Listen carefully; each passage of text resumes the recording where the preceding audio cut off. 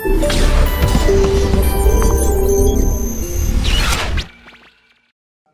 have a bit of a problem in terms of recognizing whether it is important to build a strong economy so that you can deliver very good social investment, or whether you should face social investment and make the economy secondary.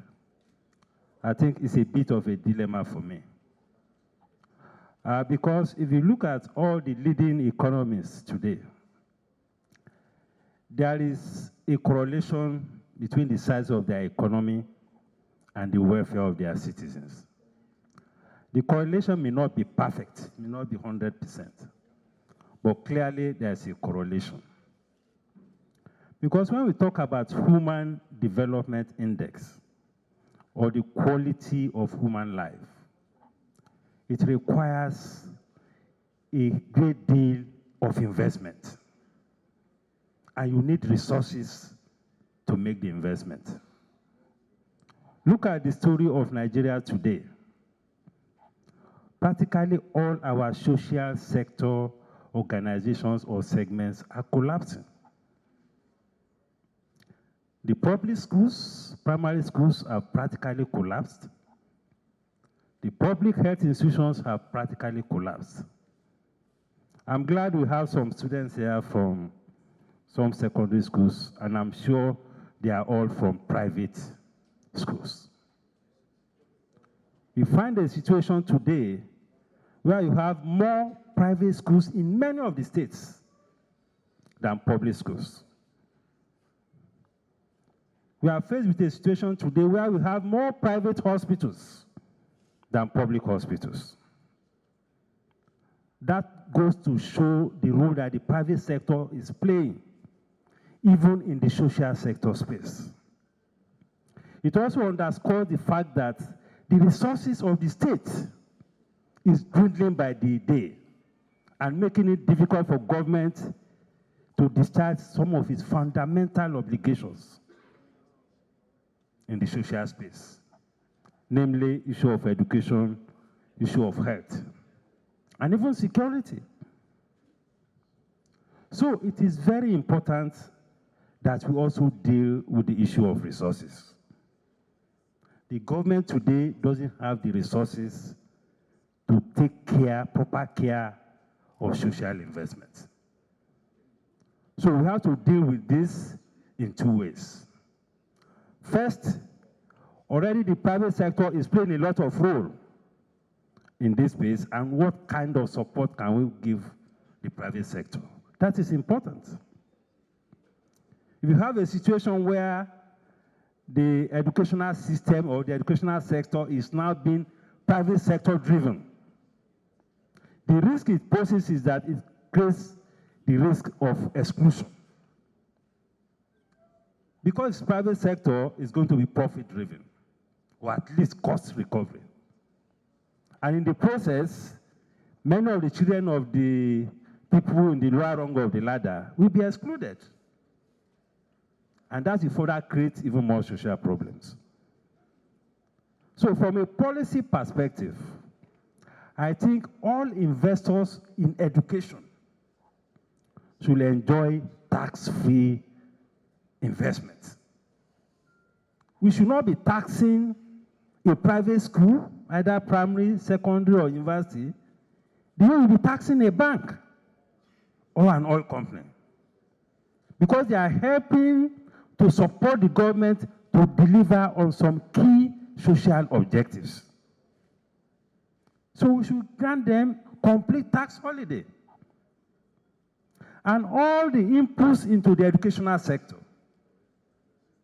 either educational materials, laboratory materials, all these things should come in free of import duty, so that the private sector will be able to complement the efforts of government in delivering quality human capital. Because we need human capital to drive the economy. Secondly, in the area of health, most of the hospitals today, public hospitals, are in a very sorry state. And that has happened because, again, you don't have the resources. Forget about whether resources are mismanaged, whether they are not enough, but the reality is that if you go to any hospital, they say they don't have the resources. So the private sector is also filling a lot of gap in that space. Therefore, all the equipment, medical equipment, drugs and things, those in pharmaceuticals, those who are running private hospitals, should also enjoy complete tax-free investment so that they can complement the efforts of government in the delivery of healthcare. You should not be taxing a private hospital the way you will tax an oil company, because they are playing a special role. They are complementing the efforts of government. Only recently, just to give you an example, there was a review of the tariffs. And from nowhere, the tariff for medical equipment was moved from 10% to 70% on medical equipment. Only God knows who went and put that in the tariff book. We are talking of X-ray equipment, all this radiography equipment, and all of that. So we are talking of a situation where we are talking of human development. We are talking of a situation where the poor don't have access to good health. And yet, the tariff on medical equipment, which we don't produce locally, was moved to 70%. I also hope that is an error. Unfortunately, the advocacy in that space is also weak. I haven't heard any voice from the medical community to complain that this is not sustainable, and this is even unfair to the average Nigerian. The same thing, syringes that they use in hospitals was moved from 10% to 70% import duty.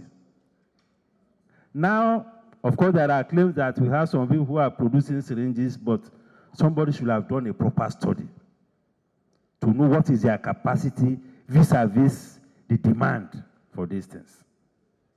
So these are very critical policy issues. We need to deal with the issues of tax, the issues of import duty in supporting the private sector contribution to social sector and social investment. Then, in order to also grow the capacity of the economy, because this economy needs funds to be able to sustain all the activities, we need to grow investment. It is from investment that you can get revenue. It is with revenue that you can develop education, that you can develop your health services, that you can support your security forces, and so on and so forth. So growing investment is very key. So all our policy instruments that can support micro-enterprises, that can support the indigenous investors, that can support foreign direct investment, everything should be put on the table. Because if you don't grow the investment space, there's no way you can grow the revenue. And there's no way you can even increase employment. Because if you train people, they go to schools, they need jobs. Somebody has to provide the jobs. Thank you very much.